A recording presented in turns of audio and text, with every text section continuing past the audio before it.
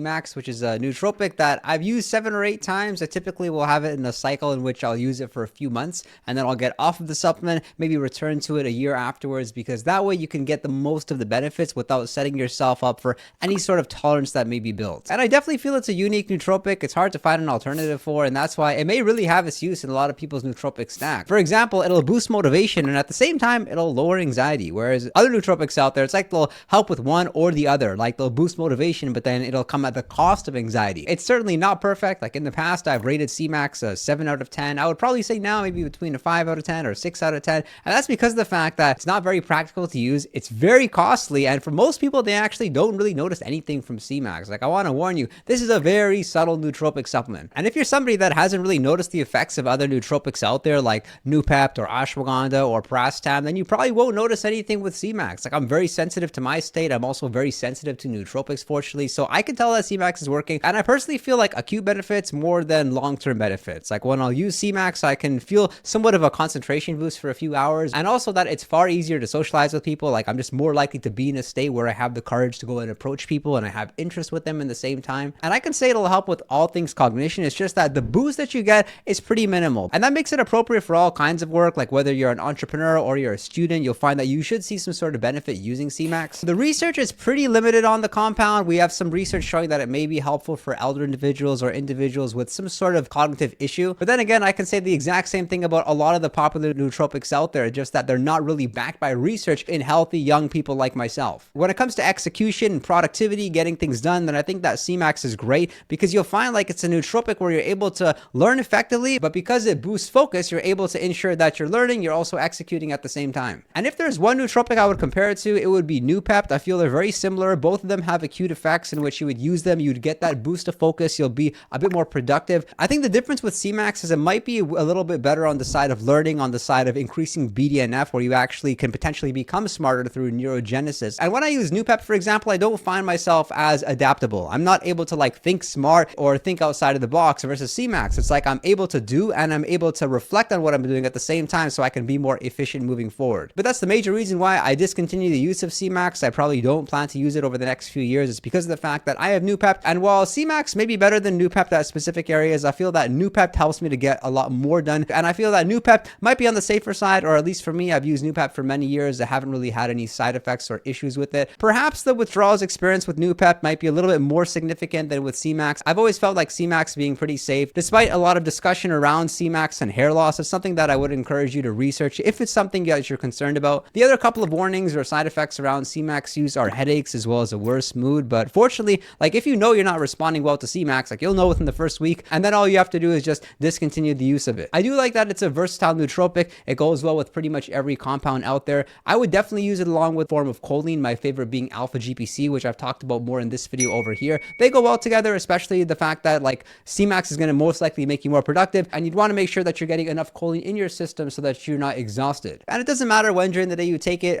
For me, when I do take it, I'll take it twice during the day. I'll take it once in the morning before my workout, and then I'll have it in the late afternoon or early afternoon, depending on how I'm feeling. You can actually use it in the later portion of the day. If that's when you work, you'll find that C-Max, while it may be like a little bit mentally stimulating, it's definitely not physically stimulating, and it's also not likely to keep you from sleeping. How the compound is consumed is either going to be in some sort of like spray bottle where you'd spray up your nostril. It might be in a dropper, which you would drop in your nostril, or it might be in a dropper, which would go under your tongue. And that's why I'd mentioned it's not that convenient to take. Sometimes you get the powder, then you have to mix it up with some sort of moisture for you to actually make the spray or the nasal drop yourself. I personally don't mind it because spraying anything up your nostril will guarantee it'll boost your alertness, but I do prefer some of the other nootropic compounds, which are a little bit more practical and easier to take. Most people would just simply not notice it working. There are going to be some people, probably less than 10%, maybe 5% of the people who swear by the use of it. I would say if you're somebody that really struggles with social anxiety and perhaps you've used some other nootropics, you've seen a little bit of a benefit, but you just haven't found the right nootropic yet, then C-Max may be worth investigating for you. Of course, make sure to do your research. Make sure to consult with your general practitioner to see if it's okay and it's healthy for you. I'd love to see your thoughts about C-Max